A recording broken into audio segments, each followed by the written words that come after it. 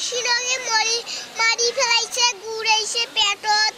তারপর আব্বু এই যে আব্বু এই যে আম্মু ফির মাঝিয়াত ঘরের মাঝিয়াত শুতি আছিল।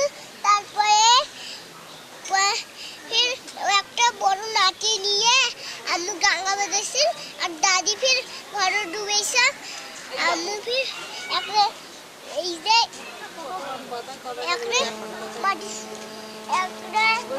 ঘরের বারান্দা শুতি আছে। এই হত্যাকাণ্ডের বিষয়টা হলো, আমার চাচা আমাকে রাত 3টায় রিং দেওয়ার পরে আমি ঘুমিয়ে গেছিলাম।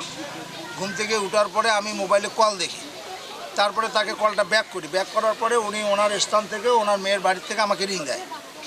তারপরে আমি বদরগঞ্জ থানায় আসি, লাশ নিয়ে আসার পরে আমি সেখানে আসি।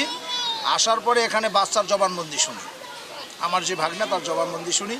জবানবন্দি অনুযায়ী যেটা আমি দেখলাম, তাতে মেয়েটার ওপর খুব নির্যাতন করা হয়েছে, তার সাক্ষী তার শিশু সন্তানটিও। এবং পরবর্তীতে আমি ওই মেয়ের স্বামীর কাছে আমি কথা বলি। সে যে জবানবন্দি দেয় যে ওনার স্ত্রীকে রাত 1:30টার পরে গিয়া ঘরে আবদ্ধ অবস্থায় পায়, কিন্তু তাকে প্রশ্ন করার পরে সে আধাও বলতে পারে না যে দরজাটা ভাঙি ঢুকছে না কে খুলে দিছে, সে বলতে পারে নাই। এর থেকে বিশ্বাস হয় তাকে মেরে ফেলে লটকিয়ে রাখা হয়েছে। এটাই হলো মূল ঘটনা এখানকার। আমার মেয়ে তো পেটে লাঠি গুঁড়ি মারি ফেলাইছে, আমি তো দেখলাম, যে মেয়েটা দেখলাম শুয়ে আছে। এর আগে আরও মারছে, বুঝছেন না, 3বার বিচার হতো, তাও কিছু হয়নি।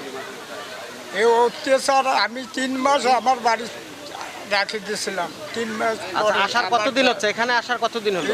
এখানে আসার 20-22 দিন হচ্ছে। আচ্ছা, আপনাকে কে জানালো যে আপনার মেয়েকে মারি ফেলছে? এবং আমাকে জানাইলো রাত 3টের সময় ওর মা মোবাইল করে জানাইলো, বলে তোমার মেয়েকে মারা গেছে, এই কথা কইছে। আমরা এখন 2 মানুষে চলে যাই ভালো। আচ্ছা, প্রথমত কি আপনাকে এলাকাবাসী জানাইছে প্রথম যখন আপনার? না, ওর মায়ে জানাইছে। এখন কি চান চাচা বলেন? ওর আমি সূক্ষ্ম বিশ্বাস চাই, আর কিছু চাই না।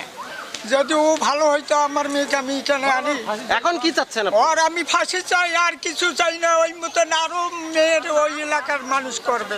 আমি চাই না যে আপনার মেয়েও ওই মতন হোক। আমি ওর ফাঁসি চাই, আর কিছুই চাই না। গতকাল রাতের বেলা আমাকে আমার দুটো অফিসার ফোন করলো। 999 একটা সংবাদ এসেছে যে হ্যাঙ্গিং অবস্থায় একটা মেয়েকে গোপালপুর ইউনিয়নে পাওয়া গিয়েছে। আমি তাৎক্ষণিক mobile on duty SI Faiza সহ মেয়ে একজন, যেহেতু মেয়ে মারা গেছে, একজন মহিলা কনস্টেবল সহ ঘটনাস্থলে প্রেরণ করি। তো ওনারা যায়, যে লাশকে শোয়া অবস্থায় পায় লাশের স্বামীর বাড়িতে, তাকে হ্যাঙ্গিং অবস্থায় তাকে শুয়ে দেওয়া হয়েছে। তখন লাশের শ্রোতাল রিপোর্ট করা হয়।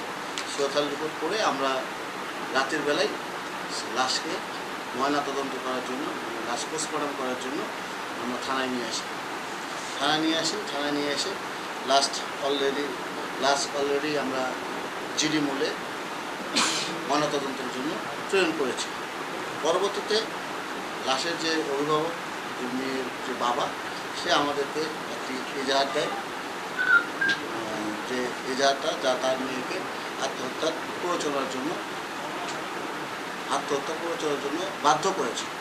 সেই প্রেক্ষিতে আমরা তাদের মেয়ের বাবা জনাব আনিসুল ইসলাম থেকে একটি এজাহার আমরা গ্রহণ করি এবং তার এজাহার আমরা দেখে সেই অনুযায়ী আইনানুগ ব্যবস্থা গ্রহণ করি।